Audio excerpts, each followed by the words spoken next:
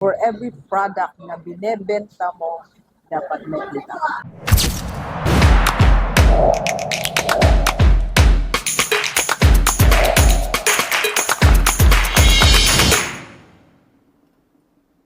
Okay, believers, ito, pinakamalagang advice siguro ito nito sa lahat ng mga mag-start ng business. Marami na akong vlogs about how to start a business, when to start a business, how to start a business, about to start out. Pero ngayon, ang pinakamalagang sigurong advice this 2026 is never start your business without really this book. Yes, profit first.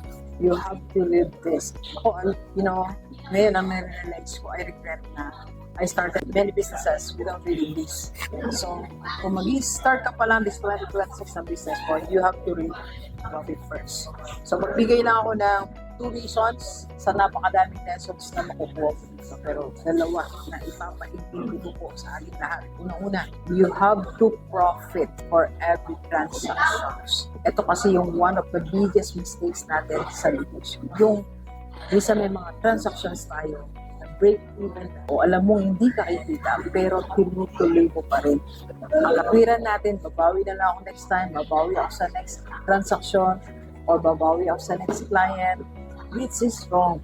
For every transaction, for every client na nakikipag-deal ka, dapat kumikita ka. For every product na binebenta mo, dapat may kita ka.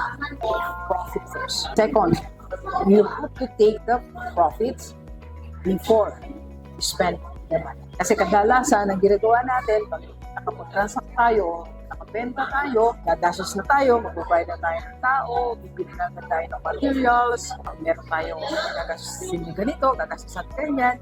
So, sa dulo na lang natin kukunin yung profit, which is wrong. Whatever is that profit, you get percentage of it, itabi mo yan. Then the rest, yun ang babudget. Kaya minsan, walang naiiwanan sa atin kahit kumikita tayo kasi kaagad nakafocus tayo sa gagastusin ko sa negosyo ko. Alam niyo, sa totoo lang, ito napatunayan ko sa buhay.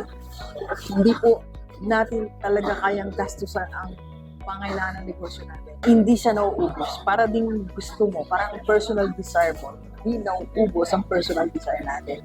Ganun din po sa negosyo. Hindi nauubos ang dapat natin gastusan sa negosyo natin. So, pag pinatulan natin yan, wala tayong kitain. Okay? And third, napahabol natin na lesson dito sa atin. Dapat natin maintindihan sa lahat ng mag-start ng business is dapat iwalay mo na yung kita mo from your business or within that month or a week. Doon sa hindi mo siya nakikita. So, magkaroon ka ng separate account. Yan ang profit mo, yan ang kita mo. So, like my advisor, meron po group of advisors din, no? So, for every seminar natin,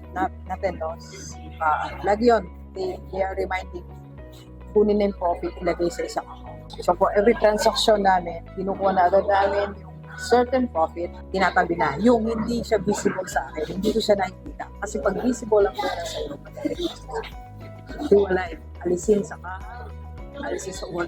Alright, so marami pa tayong lessons dito, Givers.